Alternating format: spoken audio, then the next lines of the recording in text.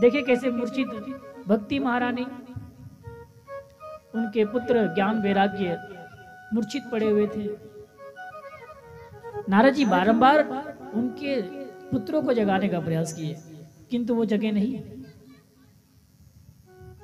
नारद जी ठान लिए भैया कि यदि भक्ति ज्ञान और वैराग्य के दुख को दूर यदि मैं नहीं करता हूं, तो भक्ति महारानी कह रही है विदेशम गम्यते मया, मैं विदेश चली जाऊंगी। इसके लिए नारद जी परेशान हो गए। तभी आकाशवाणी हुई। आकाशवाणी गुप्त रूप से उन्होंने कहा कि आपको संत महात्मा ही इनका उपाय बताएंगे। निकल पड़े बाबा, बद्रिका आश्रम में गए। वहां पे सनकादिक मुनीश्वर मिले। उन्होंने कहा नारद जी आप इतना परेशान क्यों हैं?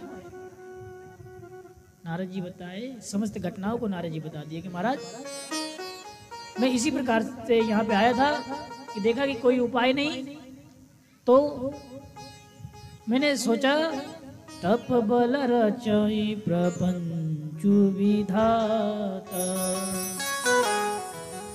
तप के प्रभाव से ब्रह्मा जी सृष्टि करते हैं और विष्णु जी पालन करते हैं और शंकर जी संहार करते हैं। इसलिए मैंने भी मन बना लिया है कि तप ही करूंगा,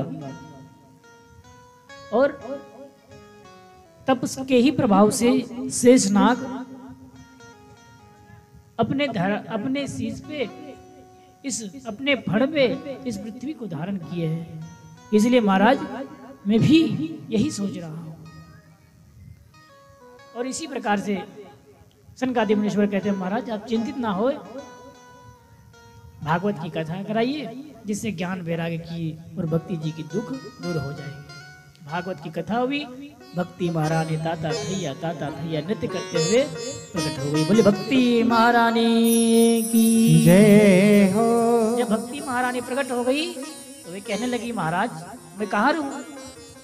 तो सभी देवताओं ने भी मान लिया कि भैया जो कोई नहीं कर सकता वो भागवत शास्त्र कर सकते हैं।